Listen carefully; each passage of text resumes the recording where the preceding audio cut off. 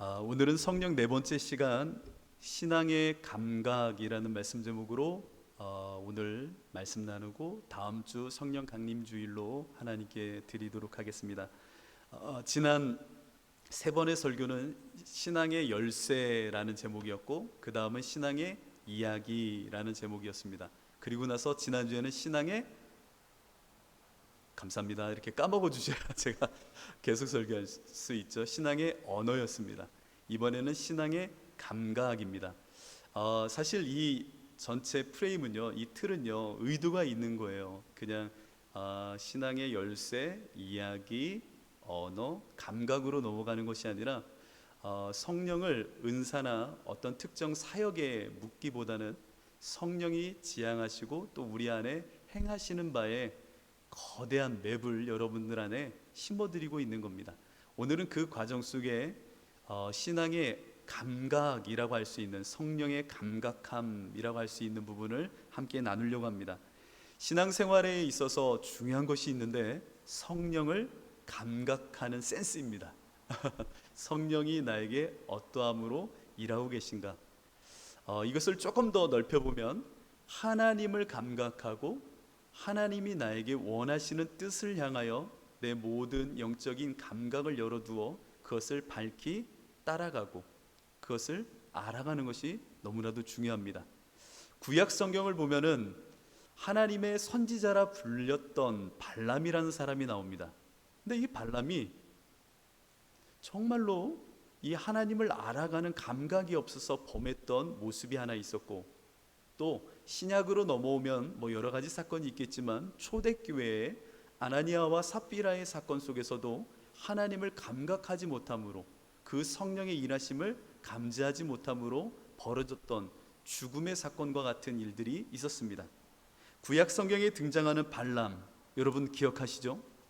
발람이 어떻게 보면은 하나님의 종이었지만 복채, 돈에 눈이 멀어가지고 모압 왕 발락이 이스라엘을 저주해 달라고 하는 그 말에 현혹되어져 버립니다. 하나님을 알던 사람이고 하나님의 선지자라 불리었을 발람이 돈 때문에 이스라엘 백성을 저주해 달라는 그 모압 왕의 말에 눈이 멀어버립니다. 그리고 나서는 나귀를 타고 그 이스라엘 백성을 저주하고자 길을 떠납니다. 길을 떠나는데 잘 가던 나귀가 밭으로 갑자기 확 들어가는 겁니다. 이게 무슨 일이야? 그러니까 발람이 깜짝 놀라가지고 밭으로 들어가는 그 나귀에게 채찍질을 가합니다. 이게 뭐하는 짓이야 하면서 막 내리친 거죠. 그러자 그 밭을 지나가다가 포도원을 향하여 가기 시작하는데 너무나도 협소한 길로 들어섭니다. 협소한 길로 들었는데 양쪽에 담이 있는 거죠. 담이 있는 가운데 갑자기 이 나귀가 와 요동을 치더니 벽 쪽으로 막 밀고 가는 겁니다. 벽 쪽으로 밀고 가니까 이 발람이 다리가 막 짓이겨지니까 이게 뭐하는 짓이야 하면서 이 나귀를 또 채찍질을 합니다. 그러니까 나귀도 막 무언가 모르게 막 벌벌 떨면서 이상한 모습을 보이는 거죠. 그러더니 막다른 그 위치에선 쭈그려 앉아서 가지를 않는 겁니다. 그러자 이 발람이 화가 나가지고 벌떡 내려와가지고는 몽둥이를 갖다가 이 나귀를 내리치기 시작하는 겁니다. 그때에 하나님께서 이 나귀의 입을 열어주십니다. 신기하죠? 근데 여기서 참 중요한 대목이 하나 등장합니다.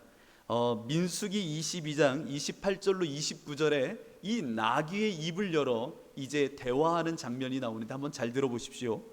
여호와께서 나귀 입을 여시니 발람에게 이르되, 이제 뭐라고 말하는지 한번 들어보세요. 내가 당신에게 무엇을 하였기에 나를 이같이 3번을 때리느냐? 발람이 나귀에게 말하되 네가 나를 거역하기 때문이니 내 손에 칼이 있었다면 너 죽였으리라 라고 말합니다.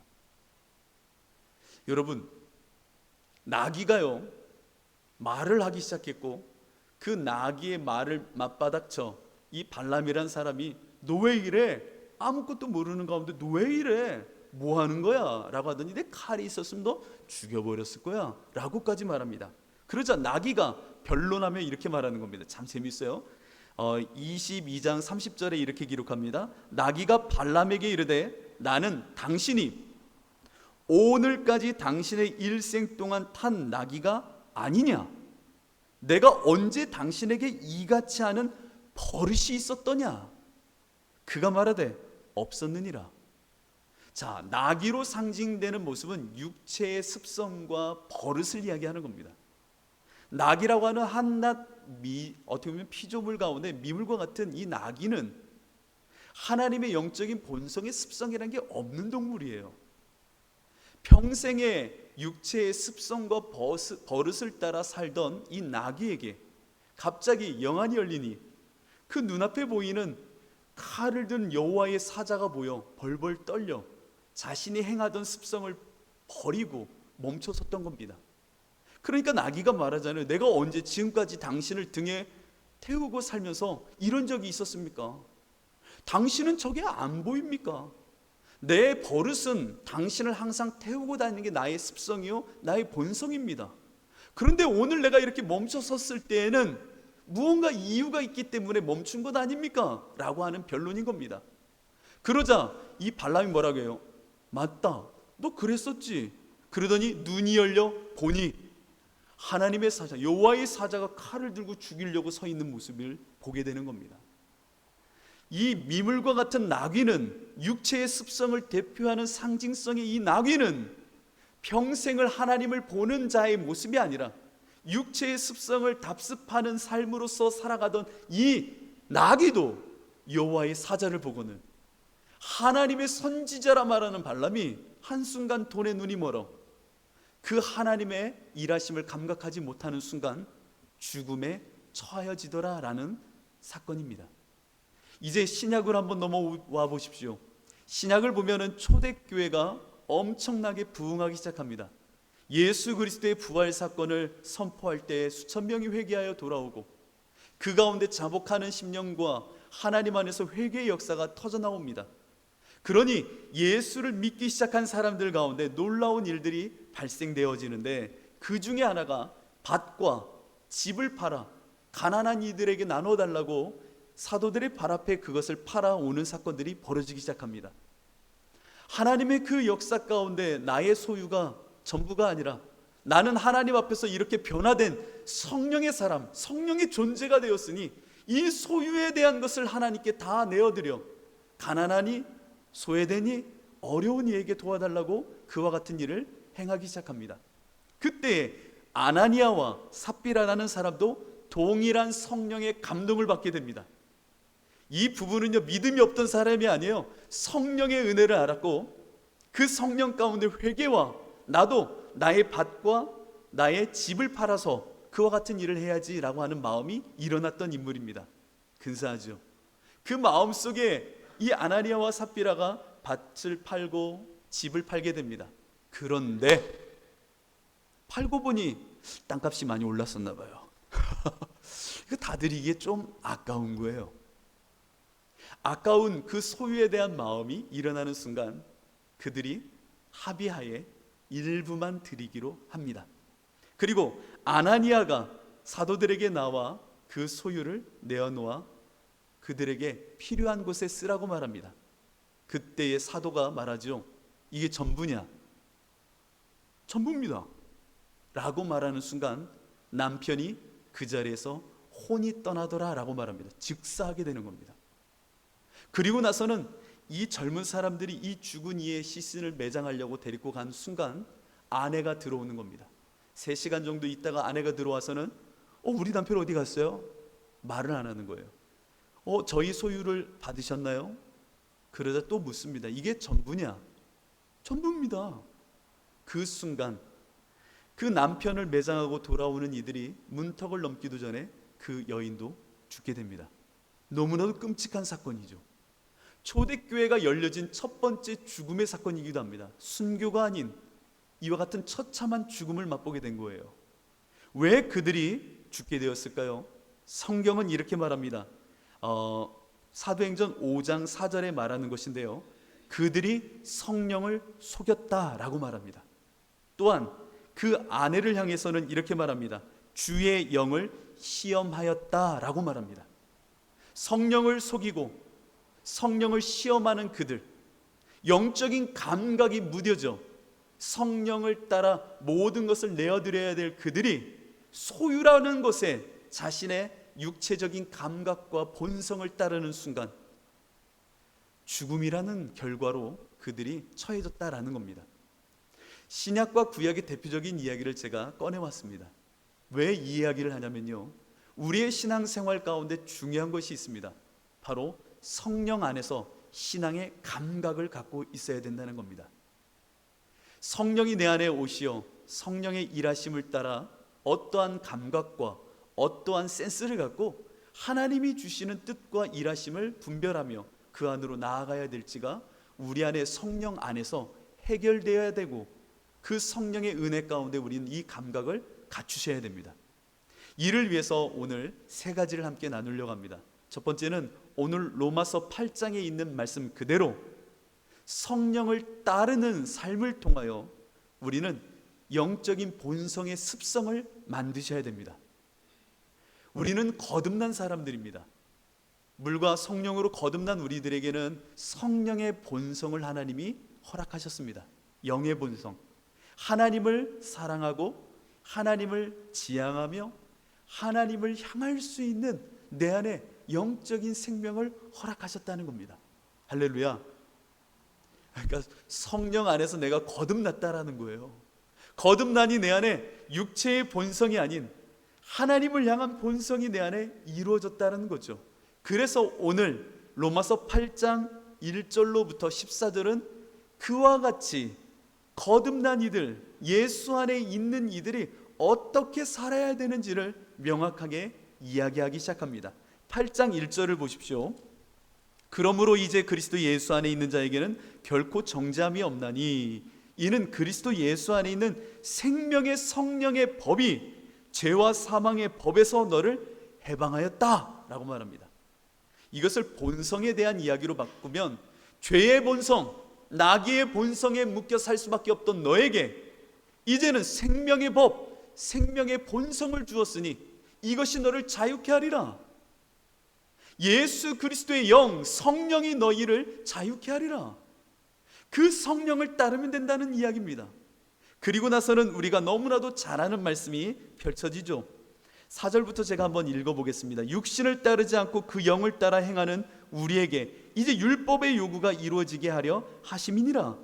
그리고 말합니다. 육신을 따르는 자는 육신의 일을, 영을 따르는 자는 영의 일을 생각하나니 육신의 생각은 사망이요 영의 생각은 생명과 평안이니라. 육신의 생각은 하나님과 원수가 되나니 이는 하나님의 법에 굴복하지 아니할 뿐 아니라 할 수도 없음이라. 자, 오늘 이 본문이 여러분 안에 잘 읽혀져야 됩니다. 오늘 바울이 관심을 두고 있는 것이 무엇인지 여러분 성령 안에서 먼저 깨달으셔야 됩니다. 내가 인지와 인식의 방법에서 좋은 생각을 갖고 생명의 법을 따르는 거구나. 아니에요. 좋은 생각을 갖고 내가 신앙생활을 하는 것이 영적인 감각을 키울 수 있는 방법이구나. 아니에요. 그게 중요한 게 아니에요.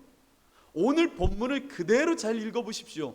영을 따르는 자는 영의 생각을 갖는 것이고요, 육신을 따르는 자는 육신의 생각을 갖는다라는 겁니다.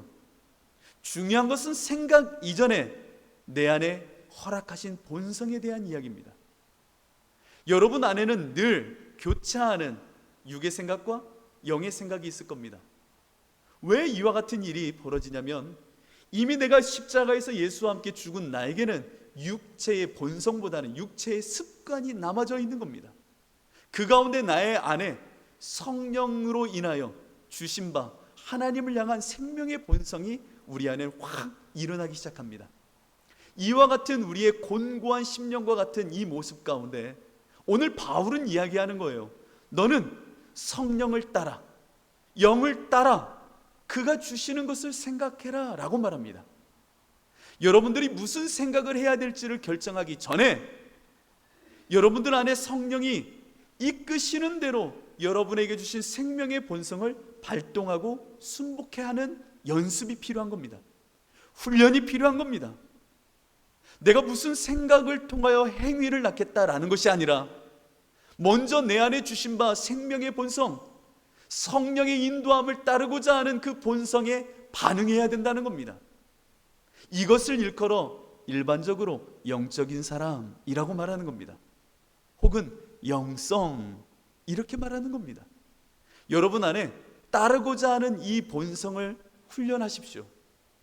내 안에 끊임없이 교차하는 하나님의 본성과 영을 따르고자 하는 그 마음과 육체의 본성 가운데 늘 성령 편에 사는 것이 훈련돼야 영적인 감각, 신앙의 감각을 키울 수 있게 되는 겁니다.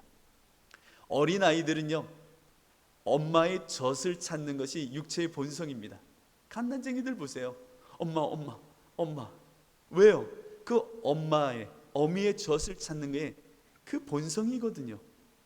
제가 저희 아이들을 이렇게 키울 때 저희 아내는 다 이렇게 모유 수유를 했었는데 참 재밌는 게 시간이 지나면서 아이들이 엄마의 젖을 찾는 가운데 언제부턴가 엄마의 젖만 보면 입을 이러는 거예요. 벌써부터 아는 거예요. 어느 틈인가 아는 거예요. 엄마 찌찌만 보면 저거 먹는 거야. 처음에는 누가 가르쳐주지 않아서 본성을 알았는데 이제 엄마의 가슴만 보아도 이제는 아는 거예요. 참 신기하죠. 그러면서 울다가도 그것만 보면 웃어요. 왜냐면 배고파서 울었는데 저 엄마의 가슴을 보는 순간 생각이, 마음이 이제 다듬어지는 거예요. 이게 육체의 본성을 따르는 아이의 한 모습 아니겠습니까? 마찬가지로요, 여러분들이 거듭나면 내 안에 생명의 본성이 일어납니다. 이 본성 가운데 하나님의 어떠함을 성령은 늘 깨닫게 하십니다. 그분은 이런 분이야. 그 하나님은 이런 하나님이야. 그러면요, 그 성령을 따르고자 하는 본성 가운데 그 생각이 내 안에 들어오면요, 평안과 생명과 자유를 누리기 시작하는 겁니다. 얼마나 우리 안에 주신 이 생명의 본성이 귀한지요. 여러분들 성령 안에서 바로 이 영적인 감각, 생명의 본성을 따를 때에 이 감각이 일어나는구나라는 것을 기억하셔야 됩니다. 그래서 여러분들은 늘 성령을 따르는 훈련을 하셔야 됩니다. 그래서 오늘 본문 가운데 이런 말씀이 있잖아요. 영으로서 몸의 행실을 죽이라 라고 말하는 겁니다. 성령을 따름으로 육신의 습성과 본성을 죽이라 라는 겁니다. 이것이 신앙의 감각을 키우는 데 있어서 너무나도 중요하다는 것이죠. 그렇다면 성령을 따를 때에 성령은 우리 안에 이 감각을 키우고자 어떠한 모습으로 우리를 인도하시느냐? 그것이 바로 마태복음 5장에 나와 있는 팔복의 십자가의 부분이기도 합니다. 이제 성령을 따를 때 성령은 여러분들의 생명의 본성을 끌고 가시면서 다음과 같은 선순환을 일으키십니다. 이것을 여러분들이 감각하라고 제가 지금 풀어 이야기하는 겁니다. 첫째는 심령의 가난의 자리로 여러분을 분명히 끌고 갑니다. 그 성령을 따를 때에 가장 먼저 내 발걸음이 닿는 곳은 심령의 가난의 자리입니다. 하나님 없는 내 인생이 얼마나 절대적으로 가난한 자인지를 그 성령은 여러분들을 보게 하십니다. 너 얼마나 가난한지, 너의 자신이 어떠한 존재인지를 확인하게 한다는 겁니다.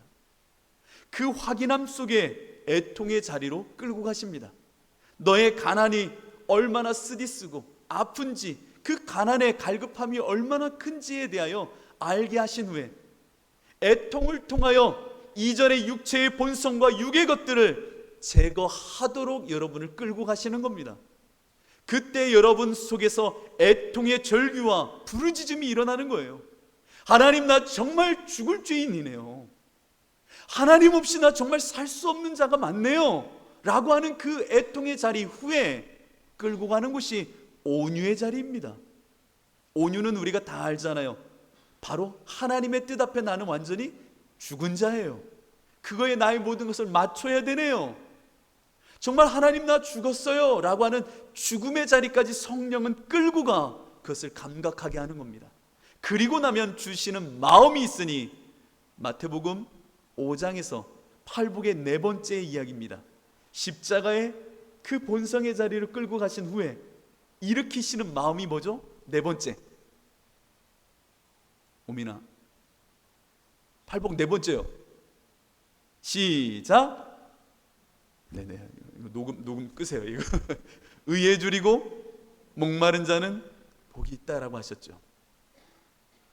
이 십자가의 자리까지 끌고 간 후에 우리 안에 일어나는 게 뭐라고요? 의의 줄임이라는 거예요. 아, 나 정말 예수님 없으면 못 사는 사람이네요. 의 대신 예수님을 갈망하게 된다니까요. 시장이 반찬이라고요.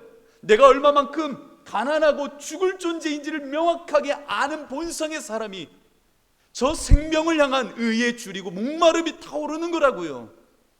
성령은 이렇게 여러분들을 끌고 가시는 분입니다. 여러분들이 영적인 감각이 있는 가운데 이와 같이 따름으로 이 훈련이 되어져야 되는 겁니다. 매 순간 내가 얼마나 가난한 자인지, 그래서 예수 없이는 살아갈 수 없는 자인지 성령은 여러분들에게 이 시간을 통해 알게 하시고 끌고 가신다는 겁니다. 그래서 금식이라는 것이 유익하기도 합니다. 금식, 영적인 감각을 키울 때 여러분 금식을 하면요 내 모든 감각이 깨어난다고 그래요. 먹는 것부터 모든 피부의 감촉까지 금식을 하면 모든 말초신경까지 살아난다고 그래요. 그래서 금식을 통하여 영적인 감각을 다시금 생각하는 경우도 있습니다. 누군가는 또 금식을 하면 영이 맑아진다라는 표현도 해요. 그런데 그것을 던져놓고라도 성령은 우리로 하여금 이와 같이 가난의 자리, 금식의 본성으로 끌고 가 의에 줄이고 목마름을 알게 하신다는 겁니다. 여러분 안에 성령의 이 감각을 회복하십시오. 성령을 따라 보십시오. 이 훈련이 되면 여러분 안에 성령은 이 자리로 인도할 때마다 여러분들은 깨닫게 되는 겁니다. 아, 이건데 성령이 나에게 지금 이 자리로 가고 있게 하시는구나. 이 감각이 살아난다는 겁니다. 우리 주사랑 지체들은 이 감각을 키우셔야 됩니다. 두 번째로는 분별지가 필요합니다.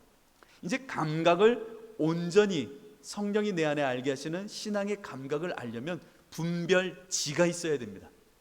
이 분별지에 대한 이야기는 참 조심스럽고요, 때로는 오해의 소지도 만들 수 있기 때문에 신앙에서 참 예리한 칼날로 쪼개야 되는 것이기도 합니다. 분별지를 갖고 여러분들이 감각을 캐치해야 되는데 조심스럽지만 여러분들과 함께 이 부분을 좀 나누려고 합니다. 여러분들, 이게 왜 조심스럽냐면요, 제가 모든 것을 정죄하는 거나 혹은 판단하는 것이 아니기 때문입니다. 성령의 일하심과 악한 마귀의 일함을 우리가 분별하려면 성령 안에서 감각이 있는 분별지가 필요한데, 우선 중립적인 영역이 있다는 것을 먼저 이야기하도록 하겠습니다. 중립적인 영역이라는 건 무엇이냐면 이게 성령의 일하심일 수도 있고 아닐 수도 있다는 겁니다. 이것은 제가 구별하는 것이 아니라 오랜 신앙의 선배들이 이와 같이 구분하기도 했습니다. 그런데 중립적으로 생각할 수 있는 것을 우리는 현재 너무나도 많이 성령의 역사로 착각할 때가 많기 때문에 조심스럽다는 겁니다. 첫 번째는 중립적인 영역입니다. 비범하고 특별한 사건이 있으면 성령의 역사라고 생각합니다. 아니, 그 맞는 거 아니에요? 아니에요. 중립적인 거예요. 그래서 말씀드리는 거예요. 어떠한 예전에 없던 새로운 일이 일어나면 성령의 역사야 라고 바로 달려가는 이들이 있습니다. 멈추십시오. 아닙니다. 이것이 꼭 성령의 역사만은 아닙니다. 두 번째로, 몸에 특별한 현상이 일어나면 성령이 임한 걸로 생각을 하는 사람들이 있습니다. 아닙니다. 눈물이 터져 나오고 큰 소리를 지르며 실신하거나 입신하면 야, 나 성령이 임한 거야 라고 생각하는 사람들이 있습니다. 이것은 중립적인 겁니다. 그럴 수도 있고 아닐 수도 있는 겁니다. 그런데 무조건 이것이 은혜 받은 걸로 착각하는 사람이 있습니다. 굉장히 위험한 겁니다. 세 번째로, 환상, 예언, 꿈과 관련된 일이 일어나면 모두 다 성령의 일이라고 생각한다면 이것도 판단을 중지하십시오. 여러분 안에 영적인 분별지를 키워드리려고 하는 이야기입니다. 모든 꿈과 환상은 다 하나님이 주신 것이다. 그리고 그것은 절대적인 계시다. 아니에요. 그럴 수도 있고 아닐 수도 있는 겁니다. 여러분의 감각을 잘 훈련해야 됩니다. 네 번째로 다른 사람의 행동을 보고 영향을 받거나 내가 누군가에게 영향을 주고 있으면 그것은 다 성령의 역사라고 생각한다면 이 또한 착각입니다. 그럴 수도 있고 아닐 수도 있는 겁니다. 우리 신앙의 선배들이 좋은 유산도 남겨주었지만 잘못된 유산으로 이 중립적인 분별지 없는 성령의 감각을 교회 안에 너무 많이 심어 놓은 것도 사실입니다. 그래서 교회 안에 성령 체험, 성령의 임재라는 이름 속에 수많은 자기 경험과 자기 환상과 자기 계시 가운데 무조건 성령의 역사인 듯 이 모든 것을 포장하고 그것을 절대화시켰던 것이 교회 안에 수많은 폐단과 이단을 만들어냈습니다. 여러분, JMS, 신천지 거기에도요 그들 나름의 신비한 역사가 있다고 합니다. 그들도 방언을 한다고 말하고요, 그들도 입신을 하고요, 환상을 본다고 말합니다. 여러분, 이 영역은 중립적인 영역입니다. 목회자가 어떠한 자기 체험과 자기 확신만을 가지고서 여러분들에게 이것이 성령의 일이라고 말하고 있다면 여러분 조심하십시오. 그런 눈으로 저를 보셔야 됩니다. 그런 눈으로 보셔야 됩니다. 너무 좋아요. 그런 눈으로 보셔야 되는 겁니다. 무조건 우리 목사님은 다 맞아, 할렐루야, 아니요, 그런 눈으로 보셔야 되는 거예요. 근데 조금만 이렇게 이쁘게 봐주세요. 이렇게. 이건 중립적인 영역인 거예요. 그러면 무엇이 우리 안에 성령이 일하심인가? 조나단 에드워즈 목사님의 이야기를 제가 차용해서 저는 4가지로 정리하고 있습니다. 이것이 여러분이 분별지로서 성령 안에서 키워야 될 기준입니다. 첫 번째는 성령은 무엇보다 예수님을 높이고 계십니다. 이게 여러분 안에 분명한 분별지가 되어야 됩니다. 사람을 높이지 않아요. 예수님을 높입니다. 이 감각을 키우셔야 됩니다.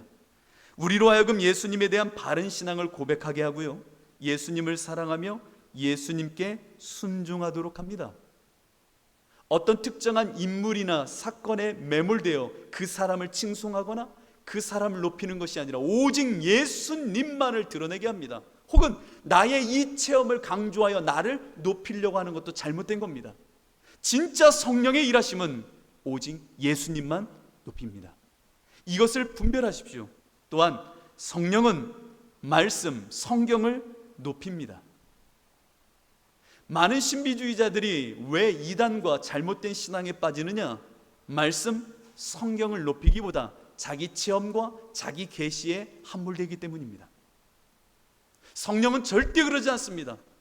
오직 말씀, 예수님의 사건, 그의 생애와 그분의 말씀만을 우리 안에 드러내시어 하나님의 복음이 나의 복음이 되도록 하시는 분이십니다.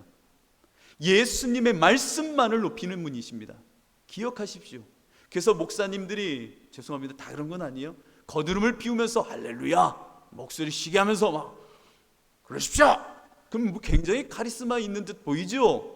그러면서 많은 사람들이 아멘, 뭐 그게 하나님의 생명의 말씀인 듯 그거에 함몰될 때가 있습니다. 아니에요. 오직 주님의 말씀을 풀어놓는 것이 성령의 일하심입니다. 이걸 분별하셔야 됩니다. 세 번째, 성령은 우리가 죄를 각성하고 회개케 하십니다. 이게 얼마나 큰 은혜인데요. 성령의 일하심 가운데 우리로 각성하게 하고 회개하게 하시고 자복하게 하심으로 내가 오직 예수로만 살도록 나를 끌고 가시는 분이 성령의 크신 일하심입니다. 이것을 분별해야 됩니다. 마지막으로 성령은 우리가 하나님을 사랑하고 이웃을 사랑하도록 합니다. 별거 아닌가요? 아니요, 엄청난 신비입니다. 우리같이 악한 자가 성령의 일하심 속에 누군가를 사랑하고 또한 하나님을 사랑하게 한다? 이것처럼요 분별할 수 있는 분별지가 없는 거예요. 여러분들 가운데 성령의 이 감각 속에 이 분별지를 갖고 있다면 이제 분별력을 키워야 됩니다. 분별지 가운데 분별력을 키우는 것, 어떻게 보면 저도 이 부분을 영적인 팁으로 삼고 있어서 우리 주사랑교회에만 공개합니다. 이런 말을 조심하셔야 됩니다. 이런 말을 조심해야 됩니다. 나만, 우리만 아는 뭔가, 이런 말. 그런데 비밀처럼 말씀드릴게요. 이렇게 해야 좀 눈이 이렇게. 여러분 한번 따라해 보겠습니다. 이 분별력을 키우는 방법은 예수님이 하셨던 말씀인데요, 기억하고 기념하라. 다시 한번요. 기억하고 기념하라. 이거를 꼭 마음속에 새기십시오. 우리의 분별지 가운데 분별력을 키울 수 있는 유일한 방법이라고 저는 생각합니다. 기억하고 기념하는 겁니다. 성령 하나님은요, 태초로부터 지금까지 삼위일체 되신 그 하나님 안에서 지금까지 일하시는 분이십니다. 그 하나님의 영 성령께서요, 우리 안에 기억나게 하시고 또 기억나게 할 뿐만 아니라 기념하게 하시는 분이십니다. 여러분, 6.25를 한국전쟁을 지냈던 저희 할머님이 계셨는데요, 일제시대를 지냈던 저희 할머님이 계셨는데요, 어린 시절 그 할머니 무릎팍에서 그 이야기를 들으면요, 정말 생생한 거예요. 그 아픔과 고통, 저희 할머니 또 만주에서 넘어오셨거든요. 그 인생의 여정을 들으면요, 이야, 대단하셨다, 엄청나셨다, 이게 막 너무 생생한 거예요. 여러분, 성령님은요, 태초로부터 지금까지 수없는 하나님의 사람들을 끌고 오셨고 그들과 역사를 일으켰던 분이 지금 여러분 안에 와 계신 거예요. 그분이 내 안에 기억나게 하고 기념케 하시는 이 사건이 우리로 하여금 분별력, 이 힘을 키우게 하신다는 것을 잊지 마십시오. 그러면 성경을 보면 대표적으로 기억하고 기념해라 라고 말씀하셨던 것은 크게 두 가지가 있습니다. 구약 성경을 보면 유월절 사건이었습니다. 이거를 이스라엘 백성 모두에게 기억하게 하고 기념하라 라고 말씀하셨습니다. 기억나십니까? 이제 내일이면 홍해바다를 건너야 되는 모세를 불러일으키신 하나님이 이제 말합니다. 너희 이제 홍해를 건너 들어갈 텐데 이 유월절의 이 사건을 기억하고 기념해야 된다 라고 가르칩니다. 문설주에 피를 바르면 그 처음 난 자식들, 장자는 내가 죽이지 않고 넘어가리라. 그리고 너희들이 사후에 이 날을 기억하게 될 것이고 또 기념해야 될 것이다. 그것을 아비볼에 행하셨습니다. 아비볼은 종교적인 첫 시작을 알리는 발로 삼은 것을 아비볼이라고 말하잖아요. 그래서 우리로 치면 양력이 있고 음력이 있다면 음력과 같이 종교적인 의미의 첫 시작을 알리는 아비볼에 너희들은 이 유월절을 기억해야 된다라고 말씀하신 겁니다. 왜였을까요? 그 유월절의 사건을 왜 기억하고 기념했을까요? 그 하나님의 구원의 역사를 늘 감각하기 위해서입니다. 자, 그러면 신약 성경에 또 하나의 사건이 이루어집니다. 그것은 바로 주님의 최후의 만찬이었습니다. 고린도전서를 보면 11장 24절에 이렇게 기록합니다. 내가 너희에게 전한 것은 주께 받은 것이니 곧 주께서 잡히시던 밤에 떡을 가지사 축사하시고 떼어 이르시되 이것은 너희를 위하는 내 몸이니 이것을 행하여 나를 기념하라 하시고 식후에 또한 그와 같이 잔을 가지시고 이르시되 이 잔은 내 피로 세운 새 언약이니 이것을 행하여 마실 때마다 나를 기념하라 하셨으니 너희가 이 떡을 먹으며 이 잔을 마실 때마다 주의 죽으심을 그가 오실 때까지 전하는 것이니라. 여러분, 기억하고 기념하라의 대표적인 모습이기도 합니다. 그의 죽으심을 기억할 뿐만 아니라 그것을 내 마음에 새기는 기념. 기억은 생물학적으로 내 안에 떠오르는 지식의 정보라면 기념은 그것을 내 안에 아로 새기는 겁니다. 너희는 이 십자가의 사건을 기억하고 기념해라. 언제까지? 주 오시는 날까지. 이것이 영적인 감각을 키우는 데 굉장한 힘이 됩니다. 기억하고 기념한다. 기억하고 기념한다. 사도 바울은 이것을 이렇게 말합니다. 나는 매일 날마다 죽노라. 난 예수와 함께 날마다 매 순간 죽고 산다. 이것이 주 예수 그리스도의 복음을 내 안에 새기어 기억하고 기념했던 실존의 고백이었던 겁니다. 그런데 교회 공동체에서 사라져가는 것이 있으니 기억하고 기념하는 영적인 감각을 키우는 성찬식이 사라져가고 있습니다. 여러분, 요한복음 1장 29절을 보면 이튿날 요한이 예수께서 자기에게 나오심을 보고 이르되 보라 세상 죄를 지고 가는 하나님의 어린 양이로다 라고 말합니다. 이것은 기억하고 기념하는 두 양대축이라 할 수 있는 유월절과 십자가 사건을 한데 묶어 보고 있는 통찰입니다. 저 유월절 어린 양과 같은 이가 예수구나. 복음의 신비, 기억하고 기념함을 우리들이 잊지 않는 모습이 되려면 바로 이 유월절 어린 양, 십자가에 죽으신 예수 그리스도, 이것을 기억하고 기념하라 하셨던 그 성경의 이를 관제하듯 우리에게 말하고 있는 이 핵심을 우리들은 늘 살아내야 됩니다. 복음으로 살아야 됩니다.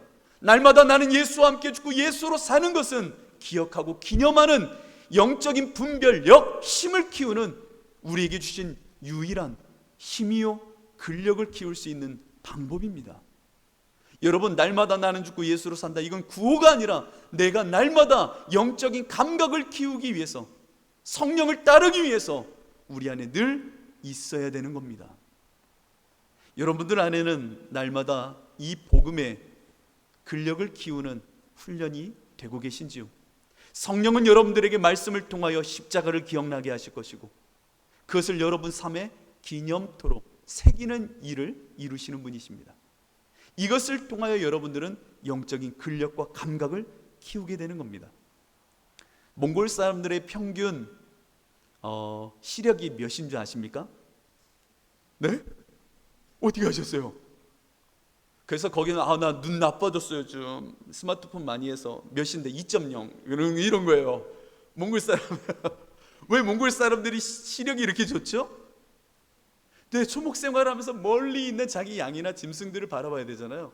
그게 너무나도 익숙해지니까 눈이, 시력이 그냥 평균 6.0인 거예요. 그냥 멀리 있는 거 너무 잘 보이는 거예요. 여러분, 바다의 유목민이라 불리는 바자우족을 아십니까? 바자우족. 우리 도민 아버님은 이 스킨스쿠버 좋아하잖아요. 이 바자우족은요 수심 70m까지 내려간대요. 대단한 거 아닙니까? 하구사님, 대단한 거죠. 수심 70m까지 아무것도 짝대기 하나 들고 쑥 들어가는 거예요. 생각해요. 70m 들어가는 것도 신기한데 70m 들어갔다 나오려면 숨을 얼마나 참아야 되는 거예요? 엄청난 시간입니다. 거기는 10분 정도도 참는 사람이 있답니다. 10분 정도. 엄청나죠. 그들은요 천여 년을 물속에서 생활하는 게 하루 일과 중에 60% 이상을 물속에서 한대요.